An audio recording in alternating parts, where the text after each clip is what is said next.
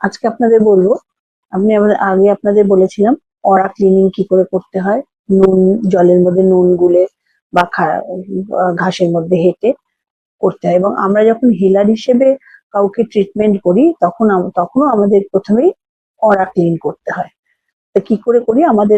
আমরা জানি আমাদের বডির চারপাশে ইলেকট্রোম্যাগনেটিক ফিল্ড থাকে বা আভামণ্ডল যেটাকে বলা হয়। এবারে ওই যে এনার্জি ফিল্ডটা সেটা আমাদের বডিরই রিফ্লেকশন।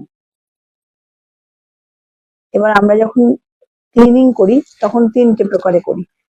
যখন কোনো কারোর কোথাও ব্যথা হচ্ছে, অসহ্য যন্ত্রণা হচ্ছে, তখন আমরা কি করি? আমরা প্রথমেই সেই হাতে করে জায়গাটাকে ব্যথাটাকে টেনে নিয়ে আমাদের হাতে নিই। নিয়ে কি করি আমরা? একটা কল্পনায় ভাবি যে সামনে আমাদের একটা দিব্য অগ্নি জ্বলছে। সেই ব্যথাটাকে নিয়ে আমরা দিব্য অগ্নিতে ফেলে দিই। এবং আমরা তখন ভাবতে থাকি, এটা কিন্তু সত্যি নয়, এটা এটা কল্পনা করি আমরা। এবং আমরা ভাবতে থাকি যে দাউ দাউ করে জ্বলছে, এবং তাতে যখন আমি কারোর নেগেটিভিটিটা ফেলছি সেটা আরো জ্বলছে। এবং সেটা আস্তে আস্তে আস্তে আস্তে ধোয়া হয়ে আকাশে উঠে গিয়ে সেটা পজিটিভ হয়ে যাচ্ছে।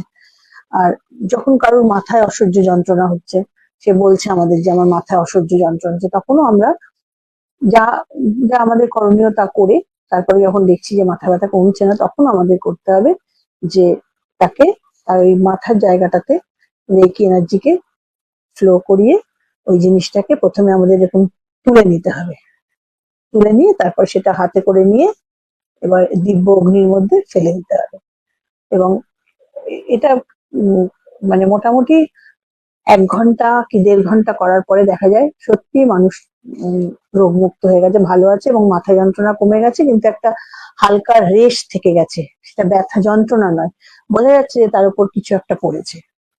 তো এইভাবে করলে পরে আমাদের যে উম, এটা কি বলে, ইলেকট্রোম্যাগনেটিক ফিল্ড যেটা বললাম, সেটা যেমন ওরা মানে যেটা আর কি আভামণ্ডল বা ওরা, সেটাও যেমন ঠিক হয়, সেরকম সঙ্গে সঙ্গে যন্ত্রণা থেকে আমরা মুক্তি পাই।